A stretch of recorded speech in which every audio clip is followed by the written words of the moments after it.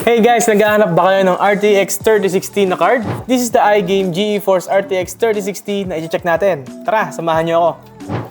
At ito yung kanyang features guys. Meron nga pala ito guys na feature ng NVIDIA Ampere architecture at yung kanyang ray tracing.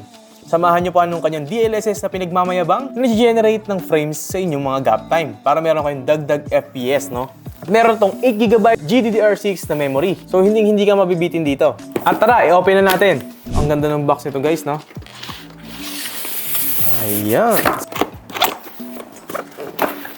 And ayan na nga guys, ang lakas maka-premium. Meron pa siyang felt paper or felt na texture, yung kanyang foam, no? Pag open natin dito, so dito na agad yung kanyang, andito yung kanyang manual, kanyang quick guide, at syempre yung ating video card mismo. So grabe, parang itsura niya Gundam guys, no? At ang laki niya, grabe.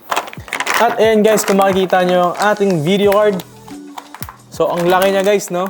So, pag open guys, ayan. At grabe guys, ang ganda ng kanyang itsura. Para siyang modern type yung kanyang design, no? Meron pa siyang para mga sticker. Ayan, no? At tingnan niyo yung kanyang backplate. At tingin ko guys, umiilaw din tong kanyang part na to. At para naman sa inputs guys, meron siyang tatlong display port at isang HDMI. Meron siyang turbo mode at yung kanyang normal mode. At yung kanyang bigat guys, 1 kilo, 1.1 kilo. At yung backplate malinis, puting-puti, no? Ayun, kung naghahanap kayo ng video card na pang gaming, kayang-kaya nito guys, gabi, rendering, Valorant, GTA 5 at syempre yung mga AAA games. Partneran nyo lang ito ng magandang RAM at syempre yung kanyang processor.